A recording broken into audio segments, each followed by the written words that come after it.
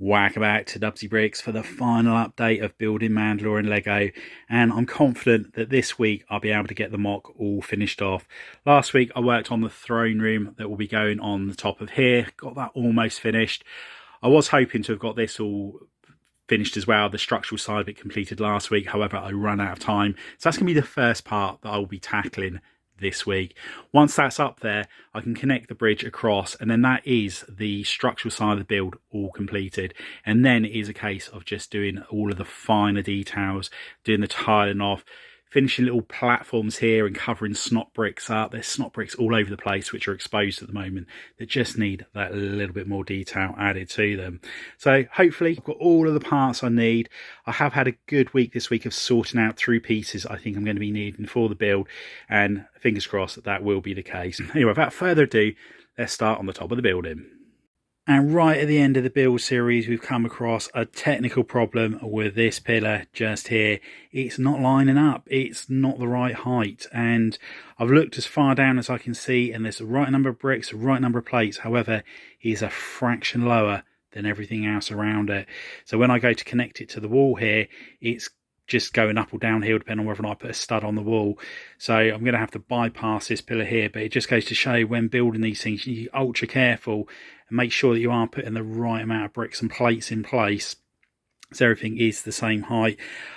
I build this way as I think it's a good way of, or I thought it was a good way of making sure that everything is level and you have gone the same height on everything. But yeah, clearly slight error somewhere along the lines, but now we've just got to work away of getting around it. It shouldn't be too much of a problem though, as there's not a lot of weight going on top of it. So as long as when I'm pushing down, putting the tiles on place ready for the throne room, as long as it can take that weight, then it'll be fine. But yeah, really annoying to come across a problem like this right at the end of the build series.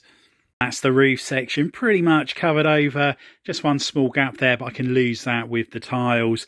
And as you can see, running very low on the light bluish grey plates. There was a gap here, so I needed to bridge it across to the art plates.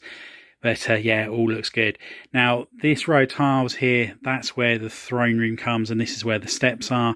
As you can see, the steps are very close to the front of the building here, too close, in fact. So what I'm having to do is actually extend the building out here by a couple of studs.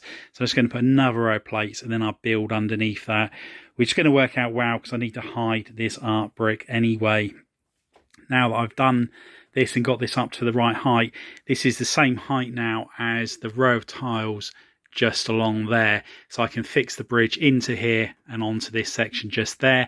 Once I've done that, I can then tile off this entire section, put any additional mini builds I'm going to be putting on here, then I can place the throne room on here. Just need to change out a couple of these tiles for the modified plates so it stays in place and doesn't slide around, and just need to put some more tiles in the centre to support the floor as well. So let's attach that bridge onto the building. And there is the bridge all in place, and I've actually built it into the wall there. So I removed the tiles that were underneath, put a plate in there, and it's all now all clipped together. And I just need to do a couple of steps that lead up to the landing pad. On this end, again, the studs are connected from the bridge onto this building here, and just need to build some steps going up to that and then put the barriers all the way around the edge there. On the centre section here, still some studs exposed there, so I just need to cover those over. And I haven't found out some of the triangle tile pieces, so fingers crossed I've got enough of those that I can complete that as well to remove the studs on that section. But yeah, all come together nicely. And another section of the mock is almost complete, all tiled off and ready for the trees to be added on the two dark bluish grey area. So this is almost like a courtyard area outside the palace. I'm going to put a couple of aerials on these two towers just here, and possibly on the two little statue bits just on the end there as well. Now going across the bridge, this is all finished now, all tiled off. Just need to do the steps leading up to the landing pad. And once I've done that and put the roof on top of this building here, it is all finished on the top part of this mock. And next up, it's the floating building, and I've got a door that I need to cover just there. And then on these sections, or three sections, I need to tile the floor off and then just do some storytelling within.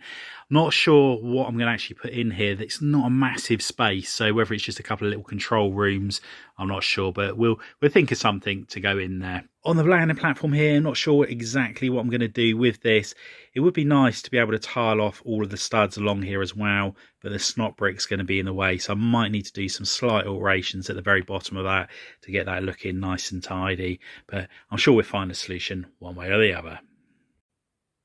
And that's the landing platform all finished off, and I put a couple of studs here and there just so I can place minifigures on at the very end. And up here we've got a kind of generator sort of room, I suppose you class it as. There's a few computers on the wall, then there's an office up here with a rifle rack, and then at the top again there's another generator or machine of some description, again with the computers on the wall. Wasn't sure what to put in here. It's a very small space, so it was quite restrictive, so I'm quite happy with how that's come out. And that's another landing platform all tiled off. All I need to do now is do a tiled effect for the door there, and that's another part of the mock all finished. And here is the lower room all finished on the main building, and this is like a hologram of the city, so as if the battle's taking place and people can see what's going on. I'm going to have it so there's a Mandalorian helmet on each of the taps there. I'll put the tap pieces just so I can tilt the helmets forward, and I'll put their pistols in the gun rack just there.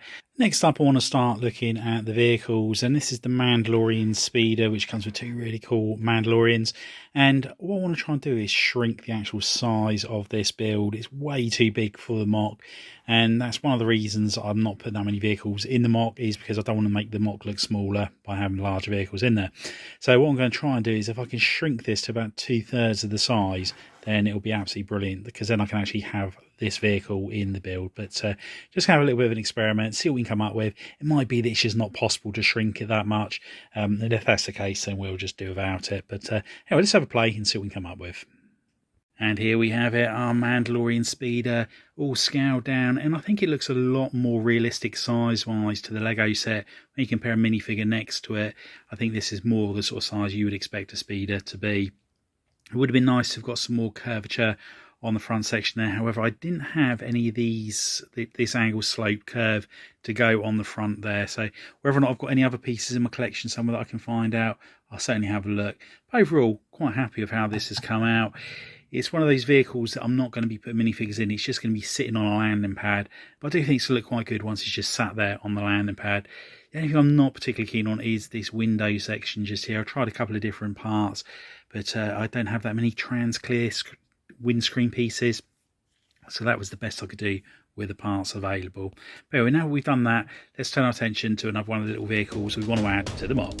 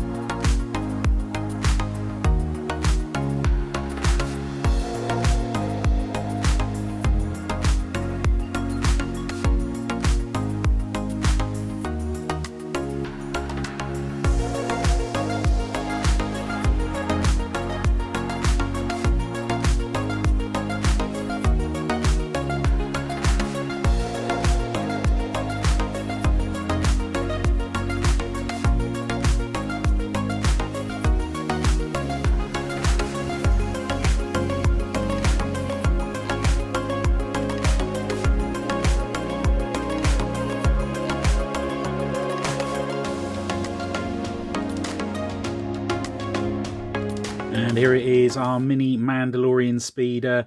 And I wanted to make something that was that little bit smaller than you get in the Mandalorian battle packs, as I always feel like with speeders that Lego produce, they are completely out of scale to a minifigure. It just looks like the minifigure is perched on top of the build, and it just always looks uncomfortable to me. So we'll try and make something that looks a little bit more accurate. Would have been nice if I could have got his legs going down at an angle. However, due to the fact there's only one connection point on here, I wasn't able to do so. But all in all, really pleased with how this has come out. So as you can see, I've made 4 of these, and then I can place those all around the mock. And here we have the elevator with a couple of the Ahsoka troopers in here. And this is the elevator which Bo-Katan gets stuck under when she's having her fight with Gar Saxon. And I put a couple of bars there which you see when she's using her jetpack to try and stop this from crushing her in the elevator shaft. Now I've put the hole on the side here, as this is the side you'll be seeing from the mock. However, this is the doorway which would lead out into the prison cell area, the door that opens when she finally stops the lift. I'll try and attach it to the ceiling section of the elevator shaft. This is something that I should have done a long time ago. However, I wasn't ready to build this part just yet, so now I'm having to improvise with the design of it, but I'm sure we'll find a solution.